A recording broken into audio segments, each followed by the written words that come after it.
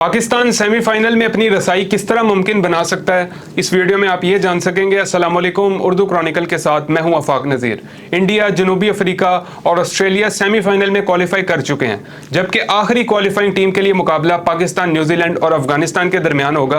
अफगानिस्तान का आखिरी मैच जो है वो जनूबी अफ्रीका के साथ है, लेकिन रन रेट में वो पाकिस्तान से पीछे है। अब यानी कि उसे आखिरी मैच सिर्फ जीतना ही नहीं होगा, बल्कि बड़े मार्जिन के साथ उसे फतह हासिल करना होगी अगर सेमीफाइनल में क्वालिफाई करना है। पाकिस्तान 11 नवंबर को इंग्लैंड के खिलाफ मैदान में उतरेगा, लेकिन उससे कबल 9 नवंबर को न्यूजीलैंड और श्रीलंका का मैच शेड्यूल है, जिसके बाद पाकिस्तान के लिए सूरत हाल वाज़ेह हो जाएगी कि उसे किस तरह कामयाबी हासिल करनी है और सेमीफाइनल में किस तरह दाखिला मिलेगा। पाकिस्तान का सेमीफाइनल में पहुंचने का जो दारोमदार है वो न्यूजीलैंड और श्रीलंका के दरमियान मैच पर है। अगर इसमें कीवी टीम हार जाती है या मैच बारिश की नजर हो जाता है तो कौमी टीम को सिर्फ इंग्लैंड को शिकस्त देना होगी, क्योंकि उस वक्त तक अफगानिस्तान और जनूबी अफ्रीका के मैच का फैसला हो चुका होगा। न्यूजीलैंड आखिरी मैच अगर जीत जाती है तो पाकिस्तान को आखिरी मैच इंग्लैंड के खिलाफ बड़े मार्जिन से जीतना होगा।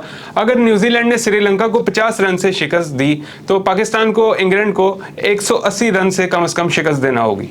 अगर न्यूजीलैंड ने श्रीलंका को 1 रन से हराया तो पाकिस्तान को इंग्लैंड को 131 रन से हराना होगा। अगर श्रीलंका ने न्यूजीलैंड को शिकस्त दी तो पाकिस्तान को सिर्फ और सिर्फ इंग्लैंड को शिकस्त देना होगी।